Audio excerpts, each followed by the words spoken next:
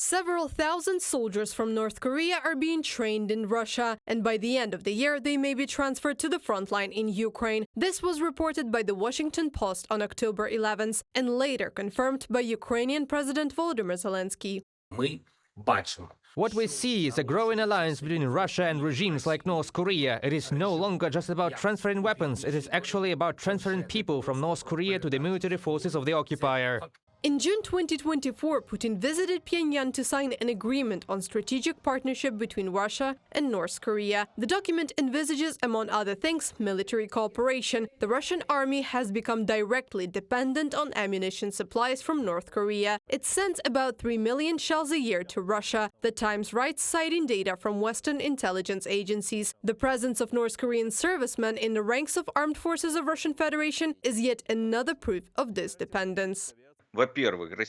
Firstly, Russia demonstrates its weakness, as it clearly shows that it is not capable of defeating Ukraine on its own. The level of dependence on other countries, including China and North Korea and Iran, is increasing so much that the Kremlin's fellow propagandists should pay attention to Russia's independence. They quite often like to nod at Ukraine, saying that Ukraine is losing its subjectivity. What about Russia's subjectivity? The presence of servicemen from North Korea on the front line has not been officially confirmed yet. At the same time, it is known that North Korean military personnel have been spotted in the territories of Ukraine temporarily occupied by Russia. According to the South Korean defense minister, they were there as so-called advisors and engineers supervising the use of North Korean weapons. Pyongyang may have agreed to send its military to gain experience in modern warfare, experts suggest. After all, the last time the North Korean army engaged in active combat was back in 1953.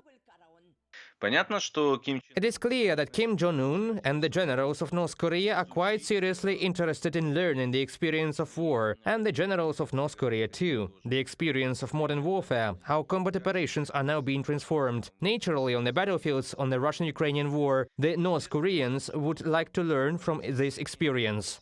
At the same time, North Korea went on another escalation in relations with South Korea. Pyongyang has put artillery units near the border on full alert and strengthened air defense. Such measures were taken allegedly because of possible entry of South Korean drones. The Army's General Staff issued a preliminary operational order to joint artillery units near the border and units designated for important firing tasks to put 8 artillery brigades in full armament in military condition on alert by 8 p.m. on October 13th and complete various operational security projects, from Yonhap News Agency publication.